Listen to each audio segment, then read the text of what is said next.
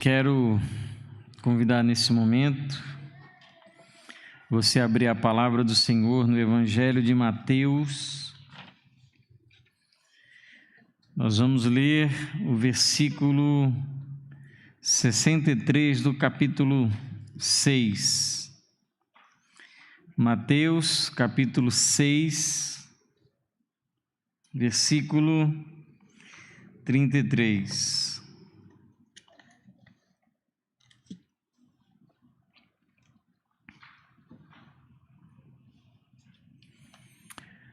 Diz assim a palavra do Senhor, texto muito conhecido. Quando eu era seminarista, meu professor de hermenêutica e exegese, ele dizia o seguinte: olha, cuidado com os textos notáveis. Texto notável chama um texto muito conhecido. Ele disse: é muito difícil pregar nesses textos, porque normalmente as pessoas já conhecem tudo sobre eles. Mas talvez eu não acrescente uma informação nova, mas, enfim, se conhecer a Bíblia decorada fizesse com que a gente obedecesse mais, era bom. Não é pelo fato da gente conhecer e saber o texto que a gente consiga obedecer. Então, se você lê esse texto, conhece, já ouviu muita pregação, algumas eu já ouvi, e são muito melhores do que a minha, mas que de alguma maneira Deus ele fala ao seu coração através desse texto de Mateus 6, 33. Diz assim a palavra do Senhor: mas busquem em primeiro lugar o reino de Deus e a sua justiça, e todas estas coisas lhes serão acrescentadas. Ó Deus, eu quero rogar a Ti, nessa manhã, que o nosso coração capte essa mensagem, essa reflexão e a receba não como uma palavra de homens, mas como a palavra do Senhor. Que ela seja para nós um espelho, aonde, ó Pai, nós contemplaremos a nossa face, o nosso verdadeiro eu. Mas que não seja aquele espelho, ó Deus, que nós ao olharmos, depois de sairmos, nós esquecemos o que vimos. Que o Senhor, ó Deus, pela Tua graça, pela ação do Teu Espírito, fale conosco nessa manhã em nome de Jesus. Amém. Queridos, esse texto de Mateus capítulo 6, versículo 33, é um texto muito conhecido. E é um texto muito utilizado para falar lá a partir do versículo 25, que é o que a gente chama da perícope do texto, né? O parágrafo do texto, que começa lá no versículo 25, quando ele fala que a gente não deve andar ansioso acerca da nossa vida, andar preocupados. E todas as pessoas elas vão conectar e vão estabelecer esse texto no sentido de que vai tratar acerca da ansiedade, ou de como vencer e combater a ansiedade. Eu não vou discordar disso, eu concordo. De fato, esse texto, dentro do seu contexto maior, ele trata acerca de uma vida cheia de preocupações e ansiedades, e de como a gente consegue então se ver livre dessas coisas. De fato, o texto ele fala sobre isso. Mas eu queria abordar um outro aspecto acerca de Mateus capítulo 6, versículo 33, que está aí. Eu não vou inventar nada, eu não vou criar, eu vou ir para o texto e de fato olhar algo que o texto está nos falando. A OMS, a Organização Mundial da Saúde, ela chama atenção no ano de 2020 de que problemas, doenças como ansiedade e depressão aumentaram 25% durante a pandemia. O Brasil, segundo essa mesma organização, OMS, é o país mais ansioso do mundo. Foi feita uma pesquisa com 17 mil pessoas no Brasil, e dessas 17 mil pessoas que foram pesquisadas, 86,5% estavam enquadradas em algum tipo de ansiedade patológica. No Brasil, cerca de 19 milhões de pessoas vivem com crise de ansiedade. Eu mesmo estou aqui pensando no meu filho, que está se recuperando, e na minha esposa que provavelmente adquiriu a mesma coisa que meu filho tem. Isso gera em nós uma preocupação. E claro, a gente precisa diferenciar entre aquela preocupação no sentido de planejar para o futuro. A Bíblia não coloca nenhum peso sobre isso. Você não deve se planejar, não deve, nesse sentido, entre aspas, se preocupar com o futuro, no sentido que você está pensando no que virá. A Bíblia diz: a cada dia basta o seu mal. De fato, o mal ele basta para aquele dia, o que não impede você de planejar para o seu futuro. O livro de Provérbios está cheio de exemplos nesse sentido. Então, quando nós falamos em ansiedade, nós sempre vamos lembrar desse texto de Mateus capítulo 6, a partir do versículo 25. Mas eu não queria falar sobre crise de ansiedade. Eu não sou médico, e por mais que de fato eu acredito e eu vejo que a Escritura, que a palavra do Senhor, trate ansiedade não no aspecto médico, no aspecto científico, mas no aspecto espiritual. Eu acredito que existe uma ansiedade que é espiritual, emocional, e aquela ansiedade que realmente é patológica, que você não trata no gabinete pastoral. Você tem que ir no psiquiatra, tem que ir no médico, tem que ir no psicólogo. Eu acho que são coisas que podem ter o mesmo fundamento, mas necessariamente não se trata no mesmo lugar. Mas eu não quero falar sobre crise de ansiedade, eu quero falar sobre crise de senhorio. Porque o que Mateus capítulo 6, versículo 33, a partir do versículo 25, na verdade, vão falar para a gente, não é uma crise de ansiedade, mas é o que produz a crise de ansiedade, que é a crise de senhorio. Quem é o Senhor? Quem é que manda na tua vida? E a gente precisa, para entender Mateus 6,33, olhar para o contexto de Mateus 6,33, que é o Sermão do Monte. Esse texto, esse versículo de Mateus 6,33 se encontra dentro de um todo, que começa no capítulo 5 de Mateus e só vai concluir no Mateus capítulo 7, que é o maior e mais conhecido sermão de Jesus, que nós chamamos do Sermão do Monte. Infelizmente, muitas pessoas só conhecem o Sermão do Monte naquela parte que nós chamamos de bem-aventuranças, ou então alguns excertos, algumas extrações pontuais de alguns textos que chamam a atenção e se esquecem de que esse texto ele compõe um todo, é um sermão com começo, meio e fim. E esse é de longe o sermão mais conhecido de Jesus. E quando nós lemos Mateus capítulo 5 a 7, o Sermão do Monte, nós vemos que é feita uma clara diferenciação entre os súditos e servos do reino de Deus e aqueles que não são servos e súditos desse reino, os ímpios, os gentios. É isso que nós encontramos. Jesus ele fala sobre a identidade do crente, a identidade do fiel, daquele que crê.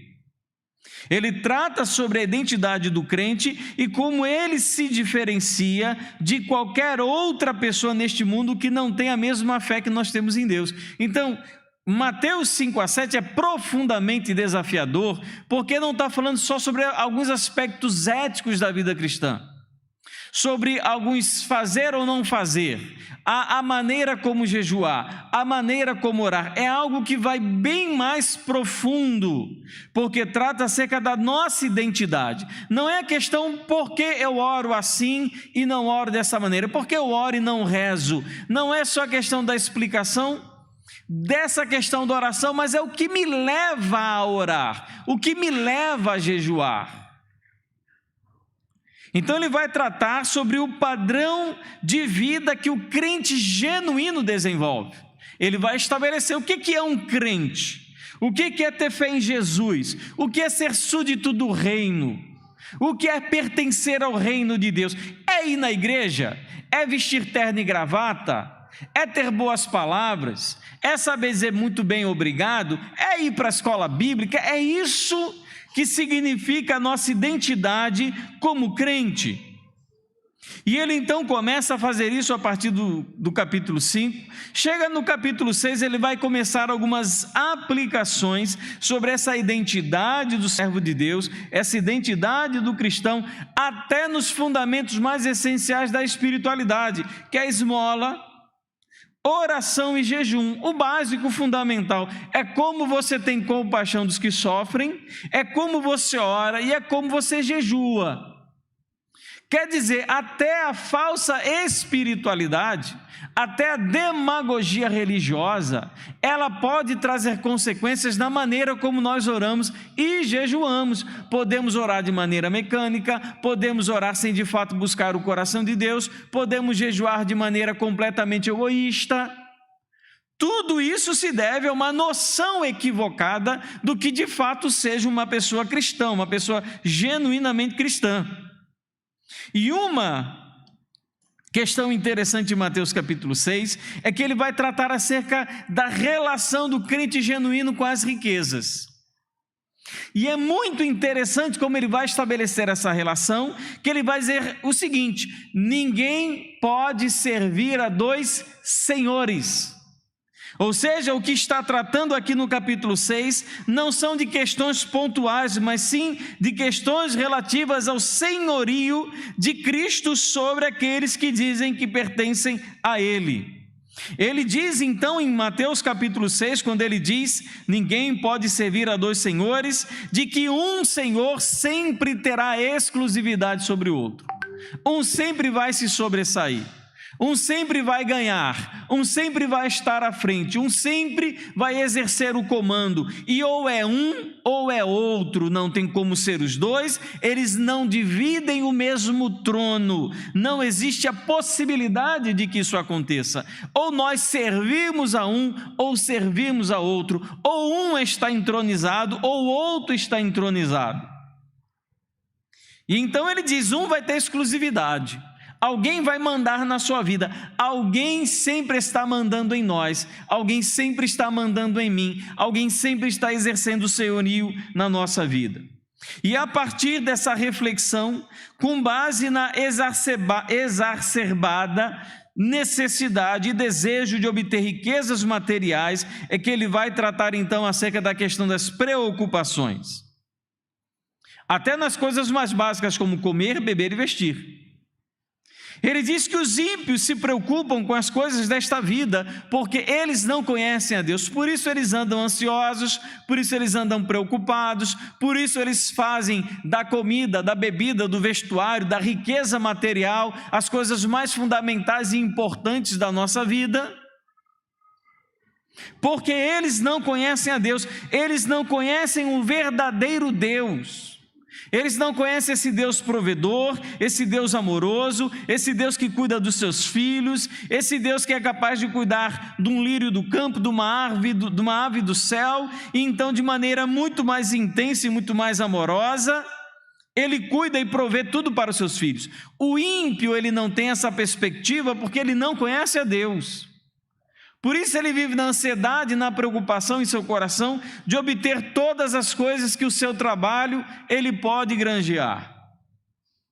O texto diz que essas preocupações elas são completamente vãs. Preocupar-se com essas coisas, na perspectiva de um homem e de uma mulher de Deus, é algo completamente sem sentido. Porque Deus já está provendo para aqueles que confiam nele. Porque Deus, Ele cuida de maneira muito especial dos filhos dele. Então, queridos, o que se trata esse texto aqui, e o que nos conduz para o caminho da ansiedade, ou então para o caminho de você ter uma vida equilibrada, uma vida de confiança em Deus, porque ansiedade é desconfiança, ansiedade é incredulidade. Eu não sei em termos médicos, psiquiátricos, já que nós temos um psiquiatra lá atrás e um psicólogo aqui na frente, eu não sei como se classifica, mas diante da Bíblia, a ansiedade é uma relação de incredulidade com Deus. Sempre foi. E toda relação de incredulidade é uma relação de orgulho. Porque eu não confio nele, eu confio em mim. Então, todo ansioso, na verdade, é uma pessoa extremamente orgulhosa. Isso na perspectiva bíblica. Então nós chegamos no versículo 33, aonde o Senhor ele vai estabelecer qual deve ser a prioridade do cristão, o que deve ocupar de maneira fundamental a nossa vida. Não essas preocupações, não esses desejos fugazes de sermos pessoas potencialmente os maiores ricos, né, desse mundo, ou pessoas que se preocupam às vezes com tão pouco dinheiro, mas essas coisas ocupam um lugar tão grande em nosso coração. E ele diz no versículo 33, mas busquem em primeiro lugar o reino de Deus e a sua justiça, e todas essas coisas lhes serão acrescentadas. Primeiro é o verbo buscar que aparece aí, mas busquem. Você veja que esse mais ele vai trazer um contraste entre o que foi dito anteriormente, como os ímpios eles buscam riquezas, como os ímpios eles buscam intensamente conforto, como os ricos eles buscam intensamente satisfação dos seus desejos. O que Jesus está dizendo é: olha como o ímpio, ele empenha todas as suas forças em suas riquezas, em seu prazer, em sua própria satisfação. O que ele está dizendo é que o crente, ele não empenha a sua força nisso, mas ele empenha a sua força em buscar em primeiro lugar o reino de Deus. Não é que a força do crente seja menor. Eu não sei se vocês conseguem captar o que eu estou dizendo. O ímpio, ele trabalha de maneira, como diz na expressão em inglês, workaholic, né? De maneira intensa, apaixonada, abre mão de família, abre mão de prazer, abre mão de conforto, abre mão de tudo para ter mais dinheiro. Olha a paixão, olha a intensidade da vida do ímpio em buscar todos os cuidados da sua vida. O que o Senhor está dizendo: não faça como eles, não aplique essa energia em buscar coisas que vão passar, apliquem essa energia em buscar em primeiro lugar, o reino de Deus.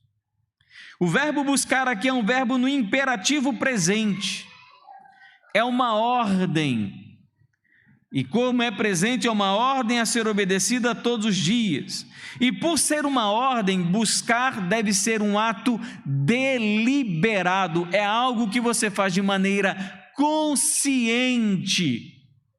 O que eu, Anderson, preciso fazer para buscar o reino de Deus? Preciso orar mais, preciso evangelizar mais, preciso ler mais a Bíblia, preciso estar mais em comunhão. O que eu vou fazer? Eu vou ficar de joelho pedindo que um anjo do céu faça isso por mim? Não, é o meu ato deliberado, é a minha participação, é a minha energia. Então eu vou envolver isso nesse ato de buscar o reino em determinado aspecto. Não cai do céu, é uma busca. E isto vai nos diferencia crente que busca e crente que não busca. Por isso que tem crente que é medíocre, sem graça, sem sal, morto, infrutífero, infértil, não produz absolutamente nada para o reino de Deus, porque não busca o reino. E tem crente que é altamente produtivo, abençoado, cheio de Deus, porque busca. Então, primeiro, nós devemos entender que buscar aqui é um ato da nossa vontade, não vai cair do céu, Deus não vai dar um empurrão, não vai dar um chute nas nossas costas, vai meu filho, agora é tua hora. É a gente que tem que tomar as nossas atitudes concretas de buscar o reino de Deus. Não adianta, eu estou aqui esperando uma vontade, alguma hora Deus ele vai dar vontade. Não, meu irmão, é você que precisa sacudir o jugo do pecado, abrir mão da iniquidade, lançar fora o seu peso, o pecado, e disse: agora eu vou mudar minha vida. Eu vou buscar, eu quero buscar e me achareis, porque de todo o coração me foste buscar. E em segundo, ele diz que se deve buscar em primeiro lugar. Eu acho interessante essa expressão em primeiro lugar, porque sempre que nós falamos em primeiro, nós lembramos em segundo. Então tem o primeiro, tem o segundo, tem os números ordinais. Só que em primeiro aqui, no que Jesus está falando, não é uma perspectiva de ordem, primeiro isso, depois aquilo, mas aqui é uma ideia de intensidade. Não é o que vem primeiro, mas é o que envolve a maior parte da sua energia. Coloque como prioridade máxima.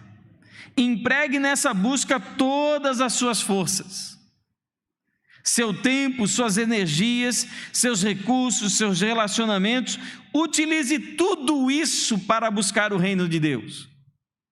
Porque Deus me deu uma esposa, porque Deus me deu um filho, para que através desses filhos eu consiga encontrar o reino de Deus. Porque Deus me deu um trabalho para buscar o reino de Deus. Porque Deus me deu os recursos materiais para que eu possa ter acesso e ser mais próximo do reino de Deus.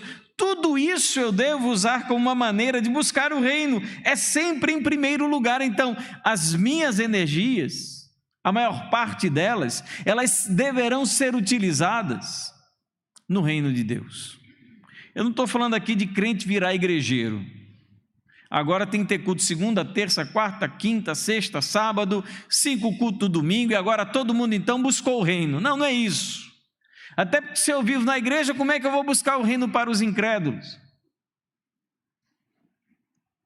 É que tudo aquilo que Deus tem me dado, absolutamente tudo, a minha idade, a minha inteligência, minhas capacidades, as oportunidades que aparecem para mim, tudo isso Deus ele tem me concedido para que eu mostre que tudo isso não está em primeiro lugar. Em primeiro lugar é buscar o reino.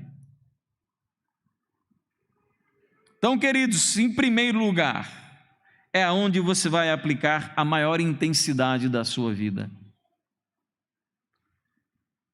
Acho interessante a pessoa que começa o dia orando. Bonito isso, é o primeiro. Buscar o reino dos céus em primeiro lugar é começar orando. Tudo bem, é verdade, isso é muito bom começar o dia orando. Mas se o seu dia só tiver uma oração e ao final do dia você nem sequer se lembrar de Deus, isso não é buscar o reino. É que de fato a orientação da sua ação diária, de tudo que você faz, seja orientada pela busca pelo reino de Deus. Em terceiro lugar, aqui ele fala o reino de Deus. Busque em primeiro lugar o reino de Deus. O que é o reino de Deus? Primeiro, o reino de Deus significa o próprio Deus. Porque o que é o reino se Deus não está nele? Então significa buscar o próprio Deus. O reino de Deus é o lugar onde Deus exerce seu comando e sua autoridade. Então buscar o reino significa colocar Deus no comando. E olha, pasmem, queridos, tem muito crente que Deus não está no comando da vida. O que deve então, amados, nessa busca pelo reino ocupar a nossa vida, é que Cristo ele seja Senhor de absolutamente tudo que somos, que temos e que fazemos. Que Ele seja perceptível, que Ele esteja no comando de todas essas coisas. Aonde a gente vive, com quem nós nos relacionamos, os nossos momentos de lazer, o que vemos, o que lemos, o que cantamos, o que ouvimos, que Deus ele seja Senhor de absolutamente tudo. Buscar o seu reino e sua justiça, um quarto ponto. Justiça aqui diz respeito ao nosso agir como súditos do reino de Deus nesse mundo. Ou seja, a justiça de Deus, na verdade, é o reinado dele sobre mim. O que se espera de pessoas que amam Deus justo? Uma vida justa. Então, buscar o reino não é só ampliar o avanço missionário do mundo, isso também é, mas para que aqueles crentes que manifestam a sua fé em Deus, eles de fato manifestem nesse mundo uma vida de justiça. E ele diz: todas essas coisas vos serão acrescentadas. Essas coisas não são caprichos vaidosos dos nossos pecados. Todas as nossas necessidades, elas serão supridas por Deus. Se não forem supridas, é porque Deus não as considerou como nossas necessidades. Tudo o que precisamos para a nossa vida, a nossa existência, Deus, Ele de alguma maneira suprirá. Muitas vezes, pela ação da própria igreja, dos nossos irmãos em Cristo. Quantas vezes durante a pandemia, 2 anos de pandemia, eu junto com o irmão Galote, a gente ali no Nordestão, com recursos da igreja, pegávamos várias cestas básicas para distribuir para os irmãos da igreja que passavam por dificuldade. O que é isso? É Deus suprindo a necessidade. E Deus então, Ele acrescenta. E Deus sabe de absolutamente tudo que precisamos. Os ímpios, eles repetem, fazem as suas orações, tentando convencer, manipular a Deus daquilo que eles querem que Deus faça. Deus, ele já sabe tudo que nós precisamos. Eu lembro muito daquele povo andando pelo deserto, após saírem do Egito, em que eles têm fome, como se Deus não soubesse que eles precisassem de água. Ao invés de orarem e pedir água, o que eles fazem? Eles reclamam e murmuram porque não tem água. Eles também têm necessidade de comer carne. Deus não era nutricionista, mas ele sabe a importância, como é que chama? Da proteína animal. E ele então provê, mas o povo não ora, o povo reclama, o povo murmura. Todas essas coisas serão acrescentadas, então nós não temos que ter ansiedade e preocupação. Nós devemos, antes de qualquer coisa, buscar o reino de Deus. Eu quero fazer 3 aplicações em se tratando de conclusão. Primeiro, esse versículo, ele trata sobre o primeiro mandamento. Lucas capítulo 10, versículo 27, ecoando o que nós encontramos em Deuteronômio capítulo 6, versículo 5, diz: ame o Senhor, seu Deus, de todo o coração, de toda a tua alma, com todas as tuas forças e com todo o teu entendimento. Quem é a pessoa mais importante e como ela deve ocupar o centro da nossa vida? Então não é só uma questão de senhorio ou então de manter a nossa ansiedade sob controle, mas é de dizer quem nós amamos mais. Se nós amamos a nós mesmos, as nossas necessidades, as nossas preocupações, ou se de fato nós amamos mais a Deus. Muitos declaram que amam a Deus, mas o mantêm na periferia de suas vidas. E essa periferia nós chamamos muitas vezes de igreja. Então nós declaramos que amamos a Deus, dizemos, de fato eu amo o Senhor, cantamos músicas sobre isso, lemos textos e versículos, mas de fato no dia a dia nós não consideramos que Deus seja a pessoa mais importante da nossa vida. Talvez nós não falemos isso, talvez as nossas palavras não declarem que nós amamos mais o nosso trabalho, amamos mais a nossa família, amamos mais os nossos filhos, amamos mais o nosso carro, amamos mais o nosso ego, amamos mais as nossas próprias coisas. Talvez nós não declaremos, mas as nossas atitudes dizem exatamente isso, porque gastamos muito pouco tempo com as coisas relacionadas ao reino do que gastamos com as coisas relacionadas à nossa própria vida. Amar a Deus sobre todas as coisas significa colocar Deus como a nossa maior e primeira prioridade. Isso é amar a Deus. O próprio Senhor Jesus já dizia: aquele que amar mais a seu pai e a sua mãe do que a mim, não é digno de mim. Então, primeiro, queridos, nós precisamos entender que Mateus capítulo 6, versículo 33, tem um fundamento na própria lei do Senhor, que estabelece que Ele deve ser o grande amor, o grande amor de toda a nossa vida, de todo o coração, com toda a alma, toda a força e todo entendimento.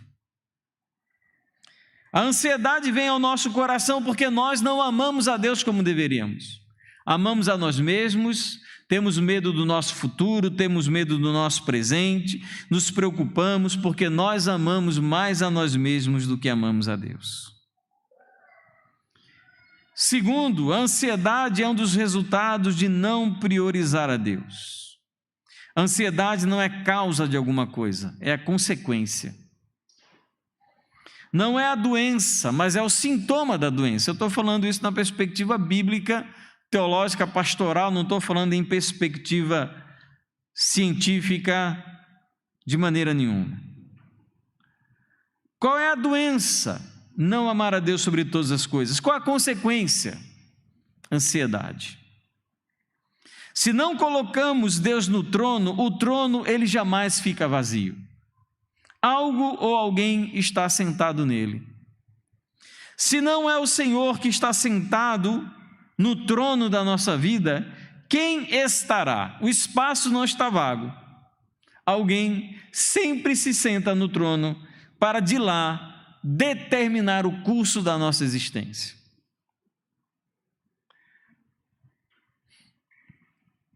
Nós muitas vezes, queridos, colocamos o passageiro no lugar do eterno, o humano no lugar do divino, o impuro no lugar do santo, e isso sempre traz consequências. Não pensemos, amados, que tirar Deus do trono e colocar qualquer outra coisa no lugar nos trará coisas boas. As consequências sempre são ruins. Por isso as pessoas são frias espiritualmente, desanimadas, insensíveis, por isso falta oração, por isso falta temor, por isso falta compaixão, por isso falta evangelismo, por isso falta investimento na obra do Senhor, porque muitas vezes, queridos, ou na totalidade das vezes, tem outra pessoa que não Jesus sentado no trono. Quem senta no trono manda na sua vida. Quem senta dá o comando. E você quer, amado, perceber quem está sentado, basta você avaliar com quem você tem gasto mais o seu tempo, suas energias e seus bens materiais. Isso vai dar uma direção de quem está sentado e quem está mandando na sua vida. E quem está sentado no trono da sua vida? Quem hoje dá as ordens por aí? Quem dá as ordens no seu coração? Quem dá a palavra de comando, quem orienta, quem determina? Será que esse Senhor de Mateus capítulo 6, versículo 33, primeiro lugar o reino de Deus, o reino dos céus e toda a sua justiça, em primeiro, com toda a sua energia, com toda a sua força. E terceiro, buscar o reino de Deus é tornar o rei conhecido. Só existe uma maneira de tornar o rei conhecido, proclamando o evangelho. Nós estamos ocupados demais com a nossa própria obra para pensar na obra do Senhor. Estamos preocupados demais com a nossa vida para pensar na vida dos que se perdem. Já estamos tomados com todos os cuidados desse mundo para termos tempo com o mundo vindouro. É muito agora, é muito já, é muito aqui, e nós não pensamos no porvir e no que virá a partir daquele tempo que nós saímos desse mundo, ou pela morte, ou então pela volta do nosso Senhor. A Bíblia possui muitos relatos em relação a isso, como, por exemplo, a parábola das virgens prudentes e das virgens nécias, das noivas, que não esperaram o cordeiro de maneira adequada. Todos os cuidados desse mundo ocupam lugar no nosso coração, que acabamos esquecendo que, de fato, existe algo importante, mais importante, que é proclamar o Evangelho e tornar o nosso rei conhecido. Queridos, quem ocupa o lugar, o trono da nossa vida e do nosso coração?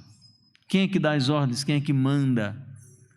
Quem é que dá o comando? Quem tem orientado e determinado o curso da nossa existência?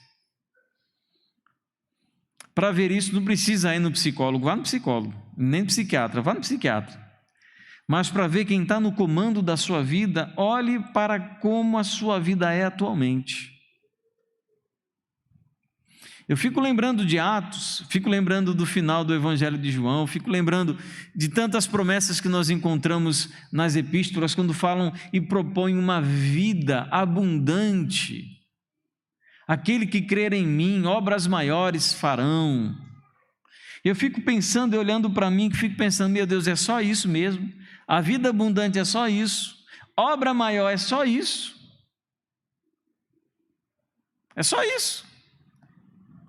E eu fico pensando, não, alguma coisa está errada, ou a promessa está errada, ou eu estou errado. Como a promessa de Deus não falha, só tem uma pessoa errada nessa relação, que sou eu. Então, meu Deus, aonde eu estou errando?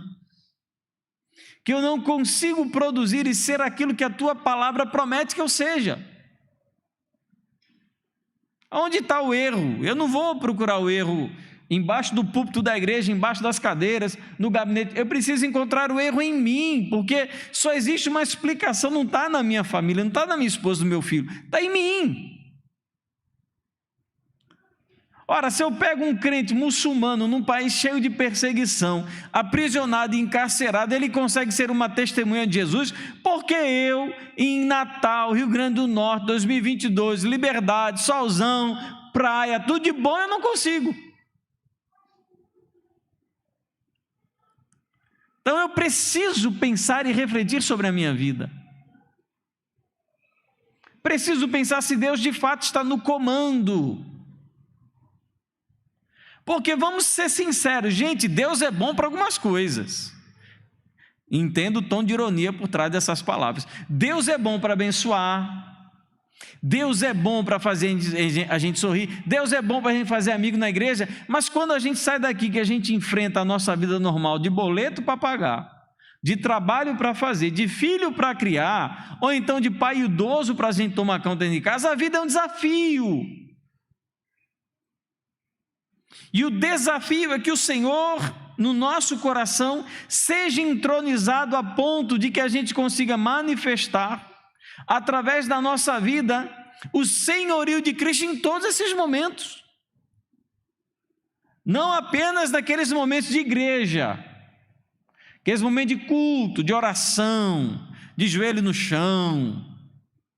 Isso é bom demais, eu digo até fácil. Agora, quando a gente sai daqui, amados, que a gente começa a ser desafiado e provocado, é que a gente começa a descobrir quem de fato está no centro da nossa vida e quem ocupa o trono do nosso coração. Quando ninguém vê, quando não tem Ana Laura do meu lado para ficar pegando meu pé, nem Thomas, nem ovelha, e quando eu estou sozinho no meu trabalho, lá na Ribeira, com um bocado de gente ímpia, incrédulo, aí é que a minha fé e o senhorio de Cristo sobre a minha vida é testado. E a gente precisa se perguntar, se Cristo estivesse entronizado em meu coração, será que eu seria desse jeito? Será que não tem alguma coisa diferente? Alguma coisa que precisa mudar? Porque a crise aqui, irmãos, não é crise de ansiedade. A crise de senhorio provoca a crise de ansiedade. A ausência de um Deus eterno e soberano no trono na nossa vida, claro, produz ansiedade, produz dúvida, produz questionamentos, produz a ausência, a falta de muita coisa, porque, enfim, meus irmãos, é difícil competir com um Deus grande como o nosso, não adianta colocar qualquer coisa no lugar, tem que ser Ele. O trono foi feito para Ele, é do tamanho dele, e qualquer um que fica ali em cima fica pequeno, porque o trono pertence a Ele, e deve ser a nossa busca diária de que Ele de fato seja o Senhor da nossa vida. Amém, queridos? Que Deus, amados, nos conceda a graça de buscar em primeiro lugar o reino dos céus e sua justiça, sabendo que todas as outras coisas nos serão acrescentadas. Que essa palavra desafie você a se olhar no espelho e pensar: será que tem um Jesus sentado no trono da minha vida? Se estivesse, eu seria assim? Ou alguma coisa precisa mudar e melhorar? Vamos orar.